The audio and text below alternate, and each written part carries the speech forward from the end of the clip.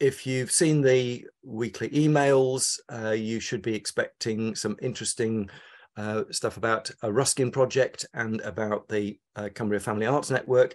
But as a little added bonus, we're going to start by talking with Paul Davis about a project that's connected to Wordsworth Grasmere, Dove Cottage in Grasmere, the Wordsworth Centre there, and a theatre production, which is not something that Wordsworth Grasmere usually does, I think it's fair to say, Paul. But let's just start off by talking about the exhibition it's connected to, which is called To the Lakes. Is that right, Paul? That's right. Yes, our special exhibition for this year, running through the year, and it's about tourism 1770 to 1850, which is, of course, Wordsworth period. However, it does spread on to modern day as well, and it's a great exhibition. I put in the chat, you're very welcome to come and have a free look with us. Just contact Marie, our marketing person, and it looks at the way tourists came to the lakes. There's this huge number of people. We think it was busy now. It is busy now, but it was very, very busy then as well. And they came and they looked at the Lake District in a way that I think is actually really salient to today. They really looked, they were interested in botany, geology, the wildlife and so on, and also appreciating a view and what was picturesque about it, and why does a particular way of looking at the landscape appeal to us, and one other way is less so. So in lots of ways they were quite enlightened and quite mindful in their approach. At the same time, they're also really into food and booze, and just like today, really. And the inns of Keswick were packed. So, so the exhibition is all about that, about Windermere, and they use strange filter glass to look at the landscape.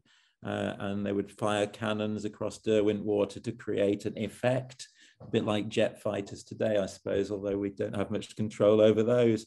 But so the exhibition, there are lots of beautiful paintings and sort of writings and artifacts. So that's our main exhibition for the year. And on the back of that, the curator, Jeff Cowton, mentioned a play called The Lakers, which was written by an Anglican clergyman in 1798 as a comedy satire. He'd been on a tour of Britain and the Lake District, and he wrote this play about tourists in Keswick at that period and their different antics and so on. And again, the way they looked at the landscape with these strange Claude Lorraine glasses and filters. So the play didn't happen at the time. He wanted it put on at the West End, and it was felt to be too parochial in 1798 for that audience. So Theatre by the Lake put it on in 1999 when the new theatre opened. And since then, it's never had another airing, basically. And then Jeff mentioned it to me, and we thought, well, we could put that together. Because that's dead easy, putting on a play. Oh, of course, so we've basically created a theatre company from nothing, because we're not a designated Grasmere players or Windermere players, or well, Ambleside players. So I have basically taken on, in my second life really of getting into theatre in my retirement, we've created a company of 10 actors from all around Cumbria, several in Cockermouth, as far south as sort of Windermere, and brought them together. They're all amateurs, and then we are performing it next week. It's a comedy. It's great. Sadly, it's not child friendly. I'm sorry about that, Sarah. The plot, I think, is too complex really for anyone probably under 10, 11 to grasp. However, it is funny, and I'd recommend anyone else to come and see it. And it's got music as well, hasn't it, Paul? It's got a lot of music. There's sort of original period. Got a fantastic actor musician called Owen Evans from Cockermouth who's creating that. A lot of traditional folk music, and I've also got a great friend, Mike Fearon from Ambleside, who's sort of soundscape creator, has done a lot of work with Russell Mills, who some of you will know down in Ambleside, and they've created soundscapes around Cumbria. So he's doing some pieces for it. Got some great photography by environmental photographer Ashley Cooper, photography of the lakes, both the good and the bad aspects. So all this is coming in. I'm not going to give you any spoilers, because come and see it, you know. However, it's not your traditional 1798 Georgian satire alone, although that is all in there, I reassure you, on the plot. And we are mixing it around quite a bit, and it's fun, and it's been quite interesting and challenging. Yeah. And there's going to be 2, I think, after show discussions. Just tell us about those. There are. Wednesday evening, the first night, we've got Jeff Cowton, curator, and we've also got the academic gardener, because that's definitely a role these days, or gardener historian from Dove Cottage, Jane, who's coming along, and there she's talking about the risque elements of botany, because botany in the 1790s was not felt to be appropriate for the fairer sex, because it talked about sexual reproduction of plants. So Jane's coming along to talk about that, as well as Jeff about the tourism. Friday evening, we've got Simon Bainbridge, who's a prof of English literature at Lancaster Uni. He's another trustee. I'm a volunteer trustee there. And he's talking about tourism and sort of walking and a sense of Skiddaw, which were an essential part of any visit to Keswick at that time. And if you're a woman, you could go up on a pony, and there are lots of images of that, and that was the way it was done. So Simon's coming to talk about, you know, even mountaineering of that era, 1790s, of which he's a probably world-renowned expert, really. So in that niche field. Excellent. And so just to be clear, the production, the performances run from the Wednesday of next week to Saturday. Yeah, 4 nights. Yeah, 7:30 in the studio. We're selling out fast, so do grab a ticket if you'd like to come. And we think clearly think it'll be lots of fun. We're in final rehearsals and getting into the studio on Monday. So excellent. Links in the chat, and obviously if you go to the Theatre by the Lake website, we have a minute or two if anybody's got any questions arising out of that, anything they'd like to ask about early tourism in the Lake District or this particular production. I think it will be a lot of fun. It's I've read the play. It is quite, there's a kind of the one of the major characters is a female botanist, as Paul said, naughtily indulging in all sorts of stuff about plant sex. Yeah, she's got the amazing name of Becabunga Veronica, which is actually Veronica Becabunga is the Latin name for brook lime, a plant. So it's quite interesting. And yeah, do come and visit us. Well, we're very excited this week. Flaunting a plug, really. We've just been named best small visitor attraction for Cumbria this week, so we're very pleased about that. That's on the back of reimagining Wordsworth. So if you've not been for a while, I think you'll be in for a real treat if you come and visit us. And I say, do come down for free. Contact Marie at the top. That's lovely. Thank you very much, Paul. Very best of luck with the production. I'm looking forward to seeing that. And yes, I can definitely, anybody's not been to Dove Cottage for a while, the refurbished presentation and the centre around it is really very well worth the trip. Thank you so much, Paul, and best of luck. Break several legs. Okay, we're now moving over to the West Coast, and Sarah Lenehan is at Florence Mine Art Centre. Sarah, if you'd like to come off mute and just tell us what your role is there, and then we'll go on to talk about the Family Arts Network. Yeah. So I'm Sarah Lenehan. I'm working at Florence Art Centre, which is a tiny little art centre just outside Egremont on the site of the former iron ore mine here. So I've inherited the role of ambassador for the Cumbria Family Arts Network from my predecessor, Holly Graham, who finished up the last phase of the regional network project. The Family Arts Networks are coordinated by the FAC, Family Arts Campaign, isn't it? Campaign. Yeah, I get confused because we get known as FAC, Florence Arts Centre, and then FAC, the Family Arts Campaign. And the Family Arts Campaign is a nationwide organisation which aims to engage more families in arts activities of all kinds. and they coordinate 14 regional networks around the country. And the regional networks are basically a way for organisations within those regions to support each other in their engagement with family arts activities, to help people access training and funding opportunities that they might not be able to access as single organisations, and to share best practice and case studies. So particularly trying to increase the audiences that these organisations engage with. So in the past, they've worked with organisations working with refugees, organisations like the food banks, targeting lower income families and families that might not traditionally have been able to engage with the arts. And we're just coming into a new phase of the Family Arts Campaign's Regional Networks projects, which runs from 2023 till 2026. The last phase was a very strange one for a lot of arts organisations because of the whole COVID pandemic. A lot of arts organisations in Cumbria and around the country had to be closed for a lot of that time. And so as I understand it, then the last phase of the project was generally focused on trying to re-engage people with the arts and get people back into coming along to arts activities, providing opportunities for pay-as-you-feel workshops and free drop-in workshops for people who weren't able to commit financially to things, providing opportunities for lots of outdoor arts activities for people who were reluctant to go back into indoor spaces and things like that. And the last big project in 2022 was working with the North Lakes Food Bank to send out creative packs to more vulnerable families. And then in those creative packs, there are activities for them to do at home, and also information about local arts activities that were being run that would be accessible to those families.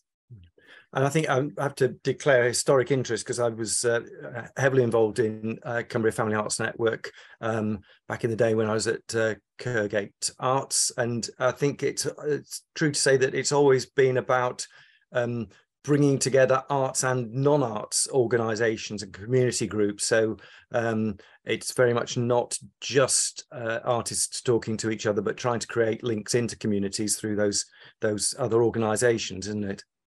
Yeah, so that's one of the targets of the Family Arts Campaign, is to increase the partnerships between non-arts and arts organisations, and allowing the arts organisations then to learn from the non-arts organisations as to how they could better be providing for families that those organisations engage with. So, for example, in the last phase of the project, they were working with local autism charities to find out how they could make their arts activities more accessible to families with members of the family who had autism, and with Anti-Racist Cumbria to find out how they could be making their activities more accessible and using the correct language and things like that.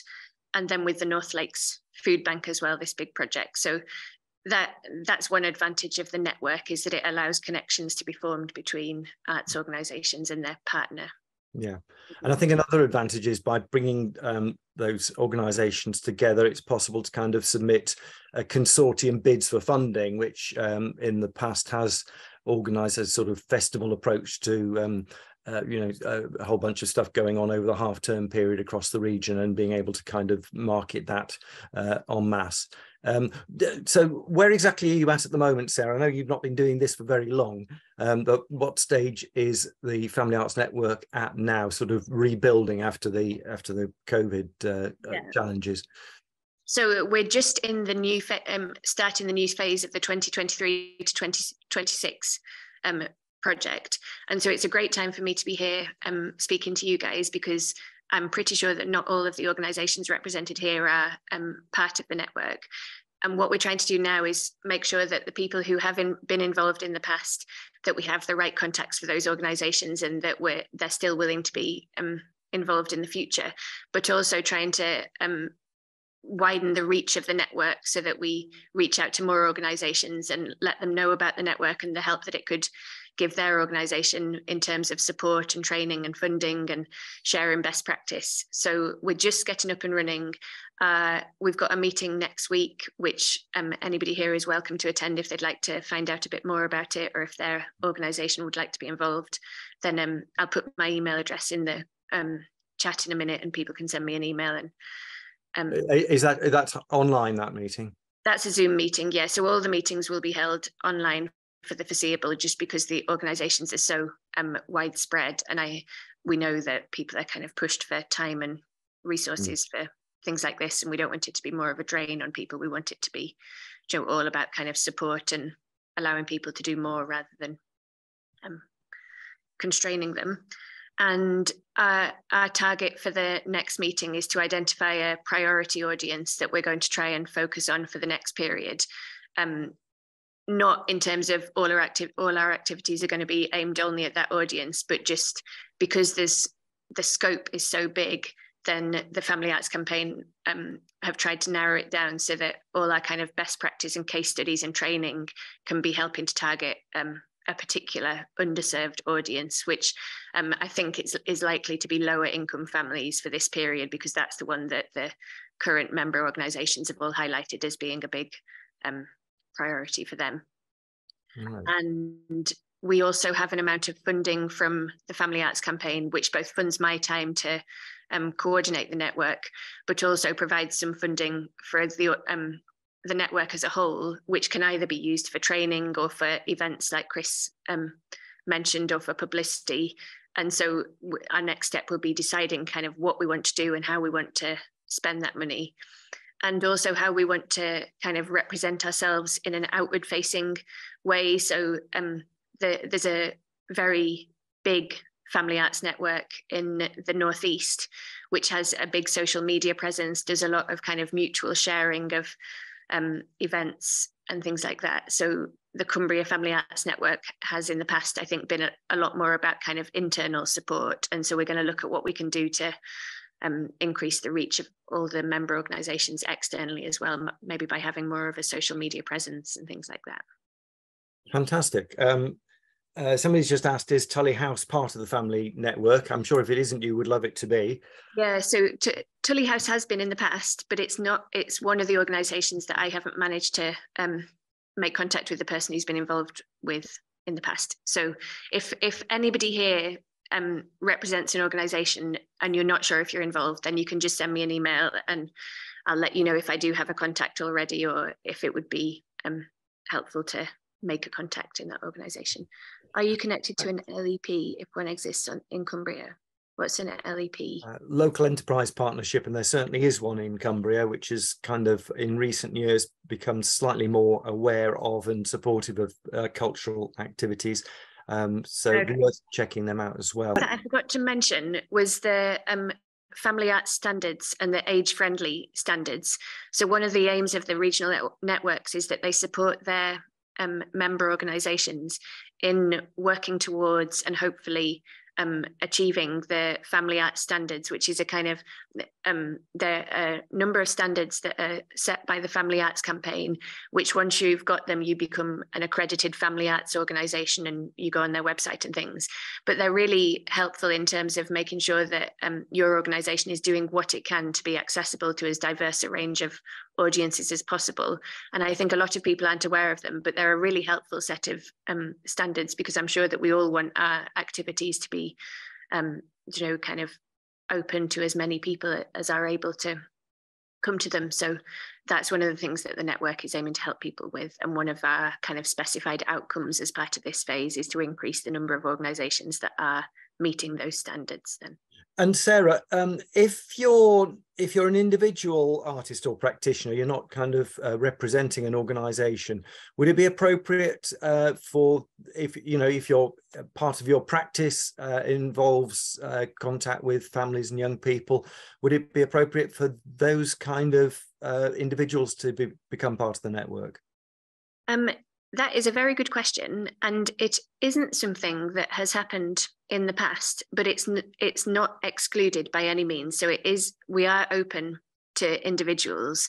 I imagine that one of the reasons that it hasn't really, we haven't really engaged that many individuals in the past is purely because of those individuals are trying to do a lot with the time that they have available. But yes, if people felt it would be helpful for them, and especially in terms of being able to access the training and funding that they might not even be aware of, then yes, it is. Right, fantastic. Thank you very much. Any other questions? Basically, I think we stirred up a goodly amount of interest, and I think you might be getting a few emails as a result of this, and certainly, yes, CACN will spread the word wider. Yeah, thanks very much for giving me the opportunity to tell everyone about it, because you contacted me and I hadn't actually thought of using this platform to kind of spread the word. So that's been really helpful for us. Thank you. And when is the next meeting scheduled for? The next meeting is next Thursday. The meetings will be recorded, and Joe, at the moment, because we are just in the kind of getting started phases, then there's no obligation to attend the meeting. You will be able to see it even if you're not able to attend. And the aim is to hold meetings at least quarterly, but possibly more frequently if that's felt like it's needed by. And they're maximum an hour long, so not. And what time is it next Thursday? I believe it's at 10 a.m. At 10 a.m. on Thursday the 13th is the meeting. So anybody who would like to come along, I can send you the Zoom link and the agenda for that then. That's brilliant, and we could post details of that on the CACN website if you're happy for that to kind of go public. Yeah, that would be great. Yeah, I'll send out the and put it in next week's newsletter. I think would be possible as well. I hope Amy is nodding. Yeah. Okay. Any further questions for Sarah? Okay. Thank you very much for joining us. No problem. And yes, very much hope to see further developments from the network over the coming months, and yeah, keep in touch. Thank you very much. Now we are going to Ian Clegg, who is in his studio in the south of the county, south of the region, and he and a fellow artist stroke academic have been involved in setting up an exhibition at Brantwood, the former home of John Ruskin, which I assume most of us have some awareness of Ruskin. Very interesting man. Ian, can you tell us about the Seven Lamps of Cumbria and where it came from? Yes, I can. Thank you. I think you've given most of the information there out. But I work with Rebekah Okpoti, who's a musician and works at Liverpool Hope as well. And we met during our research, and we created a photo book for her research. And we decided that maybe we could combine our mediums together, and maybe we could do some multidisciplinary exhibitions and artworks and projects. And we produced a show called Black and White Noise, where we took over the Media Factory Gallery in Preston. And we used layering and the rule of threes to make music and photography. I'm into some very interesting old processes, from creating color images from black and white, RGB process. And then sorry, hold on a sec. Sorry, Ian, just explain that a bit more for those of us who aren't completely clued up on. Okay, well, I can explain that during my slides. Oh, okay, right. Yes. Yeah, so I'm just kind of dipping my toe across what I'm going to present to you guys. Okay. Oh, we have a slide. There we are. But yes, carry on with the background.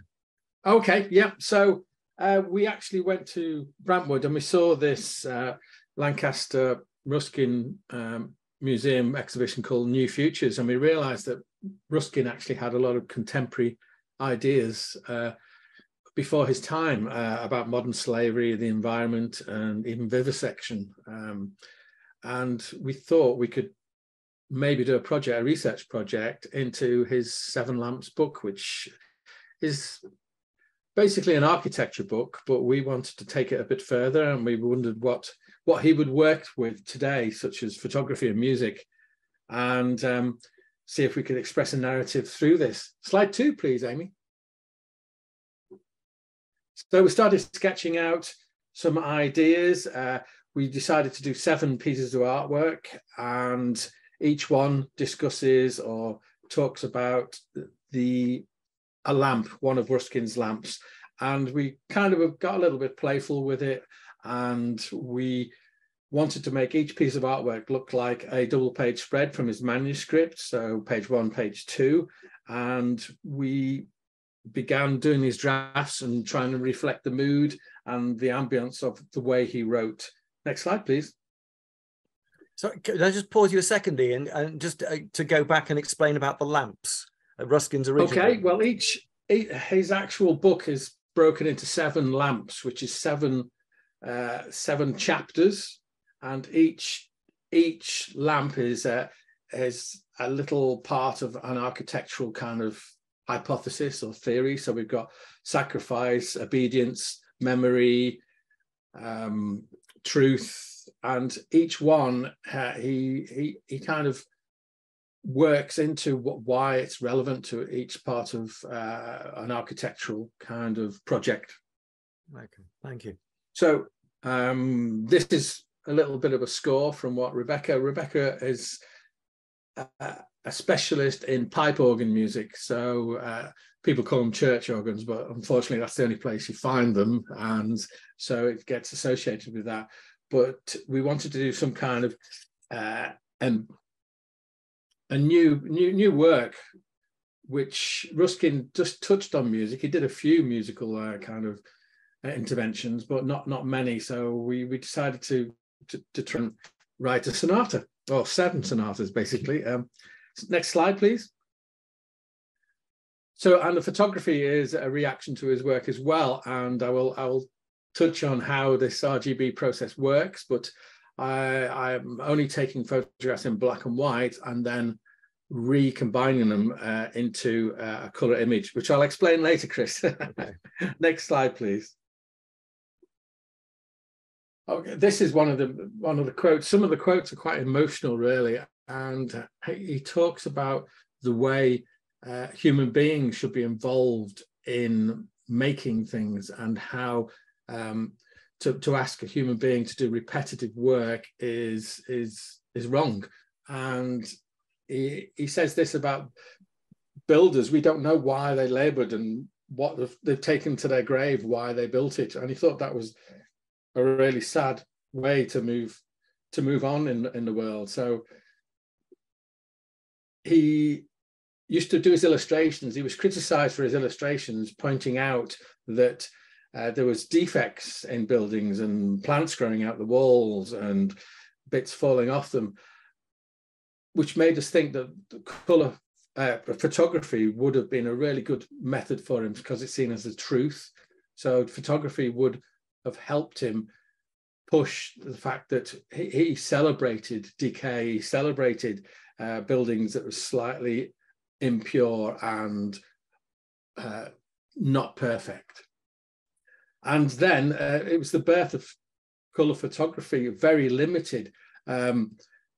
He died before colour photography kind of came in properly, but there was a guy called Maxwell who worked this process where you could shoot in black and white, each image RGB, red, green and blue. You could shoot a black and white image with a filter on the front of the camera to shoot each one of these images, process them, and then project them through red, green, blue projectors onto a screen and reform a colour photograph from initially a black and white beginning. And that's what we're doing for a lot of the images we used for these. Next slide, please. And this is one of the artworks. This is the sacrifice artwork, which, as I said, looks like 2 pages. And we show the RGB process on the bottom left. We kind of do details from around the building of the church in Coniston, and each of these pieces of artwork relates to one of the pieces of music that Rebekah has written, and you can either go through the QR code at the bottom to find this piece of music, or we will play it in the Blue Gallery in Brentwood House while you're looking at the artwork, which takes me on to the performance. We're going to do a live performance of the work in the church in Coniston on the 15th, where we will project images on the wall, and Rebekah will play the full suite of music that we have written. Amy. I just wanted to ask a question about collaboration between artists, because I think it's quite an interesting area. And, you know, I do some work as an artist, and I've done group work in the past, and then I've worked on my own, and I sort of know the challenges of working within a group and how difficult it sometimes can be, but how, you know, you can get sort of something different. You can get a different end result from two or more people working together. So just how did you find that? Is it collaboration something that you've done a lot before, or was this new, and how did you find it? Really good question. I collaborate with a ceramicist, a visual artist, and a musician. So they're few and far between. Once you find somebody who you can work well with, I think the outcomes are actually better than just your single outcomes. And also getting somebody who will do what they say they were going to do, you know, that's as simple as that. You know, if one of the artists is not contributing, then it falls apart. But if you're both researching and you both want to push it forward, then it really does work. I've actually been asked to a symposium at the Tate to actually talk about collaborations. So it does seem to be a more interesting area for different people. And I think the arts world hasn't caught up with it either, because applying for funding and things like that, there's very few tick boxes that said, oh, by the way, are you collaborating with somebody? You know, it's difficult to get it across, especially the Arts Council one.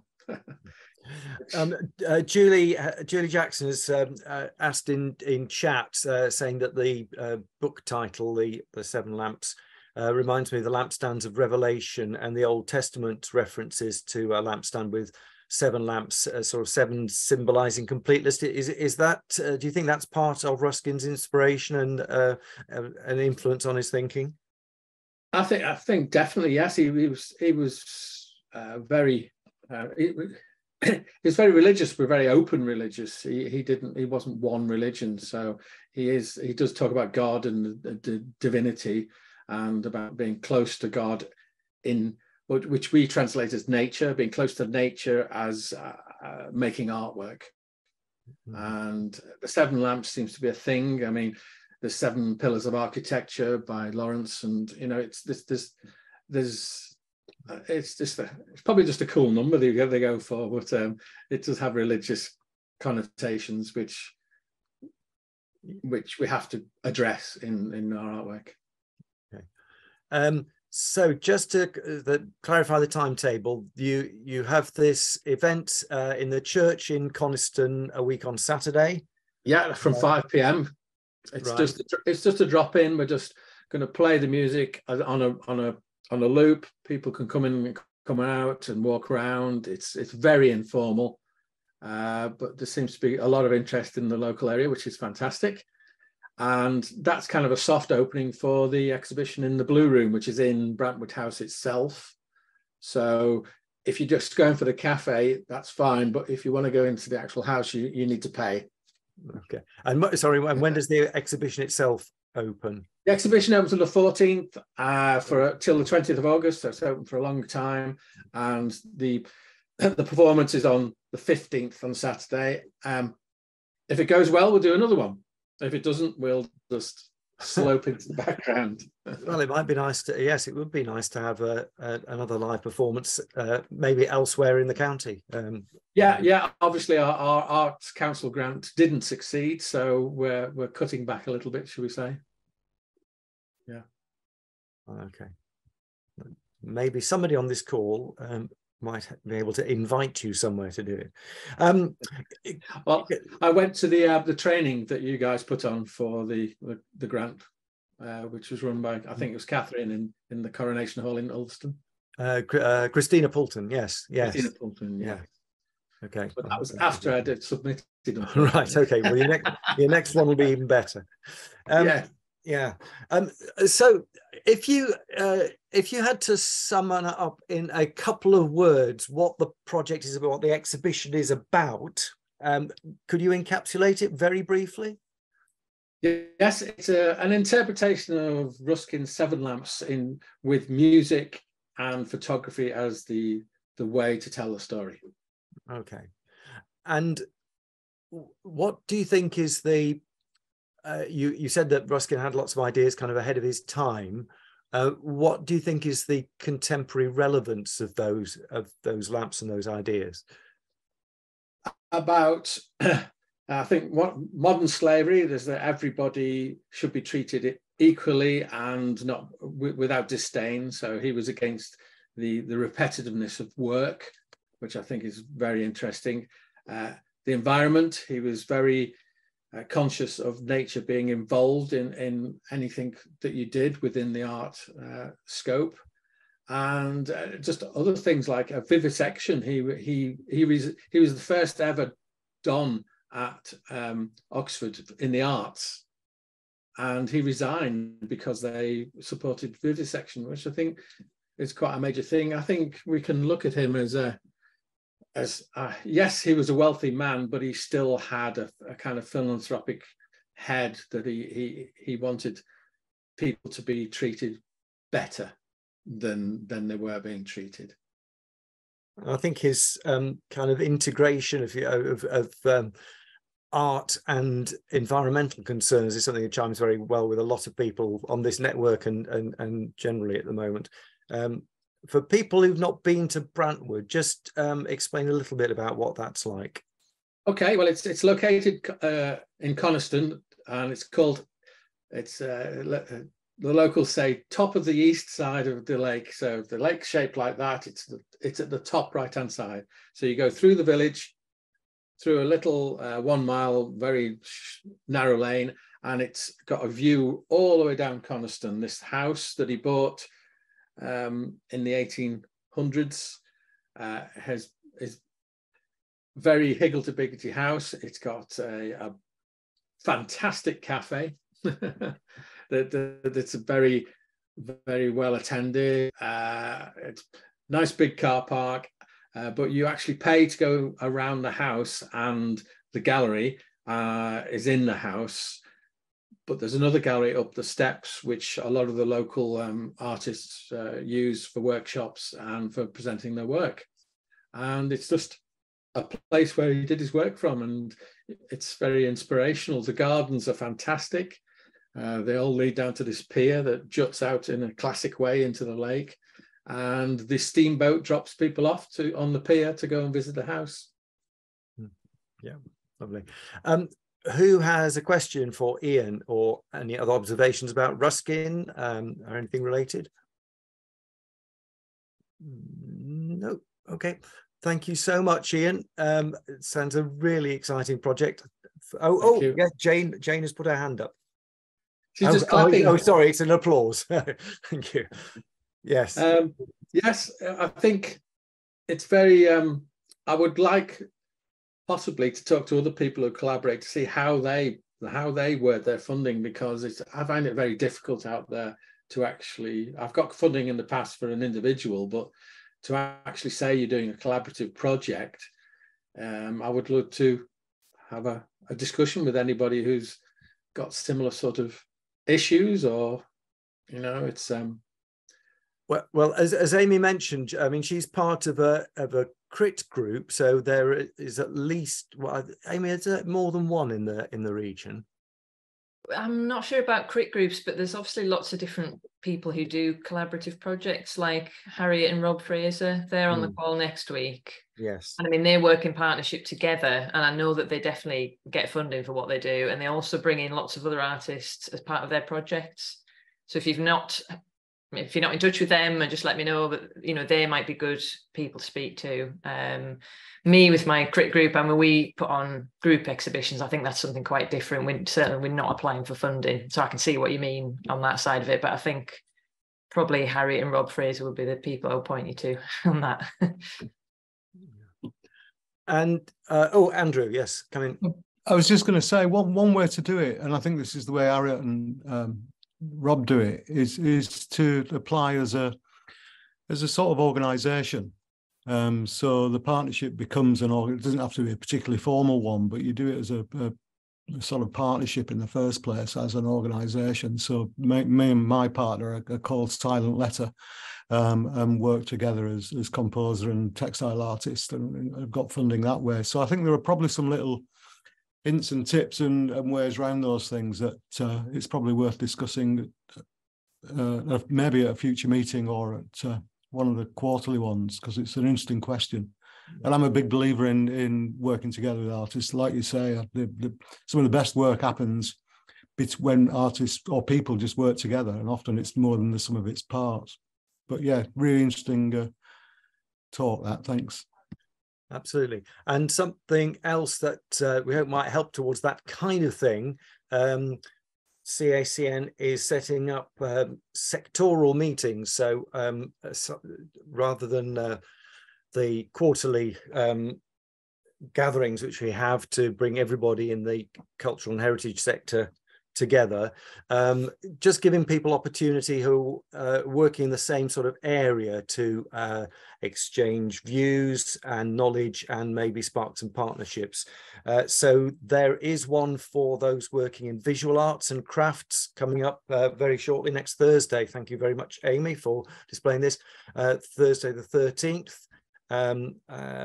All on Zoom at 6:30, and then one for theatre and sort of non-music performance on the 26th of July. And we're just pinning down a date for what will be the second one for the music sector.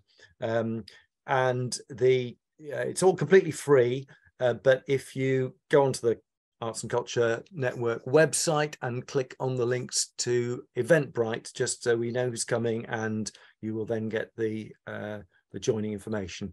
And do spread the word about that, to other people who are working in your kind of area of practice. So for instance, Phil, performance poets would be very much welcomed at the theatre gathering, for instance. That's being done in collaboration with Theatre by the Lakes Cumbrian Creatives Network. So we're networking networks. How meta is that? Okay, we're getting close to the wire. I think I've trailed next week's what should be a packed session next week. It's still me again hosting it. Don't let that put you off. There's lots of good things going to be in there. Anybody else got anything that's coming up? I've seen notice about Kennel Community Theatre running a performance workshop for young people. Moonlighters, who will be on the call next Friday, are running a workshop for young people on the Saturday, on the 15th. And so just a heads up, if you know young people within reach of the Workington area, they're doing a theatre workshop, free theatre workshop there, which you would be able to find via their website, I'm sure. And Chitty, Jay, do you want to tell us about Chitty Chitty Bang Bang? Oh, you're on mute. There we go, unmute. Yeah, just to go a bit low culture, just giving a quick plug to my son's part of the Stage Right Theatre youth theatre group. They're putting on Chitty Chitty Bang Bang at the Sands next weekend. Should be fairly action-packed, a few laughs, good singing, and allegedly a full flying car professionally rented from a professional theatre supplier. So should be a good show. Cumbria Unity Festival tomorrow in Barrow. I don't think any of us needs to be idle unless we really want to be. Feels quite appealing to me at the moment. Okay, fantastic. Thank you very much, everybody. The recording of this will be up on the website. Hopefully, some of us will be able to get along to the church in Coniston for some live organ music and projections, and if not, get along to Brantwood at some point over the summer to catch what seems to be a very intriguing exhibition, and Brantwood's well worth a visit in any case. Right, thank you very much, everybody. Let's wrap it up there. Have great weekends, and see you next Friday.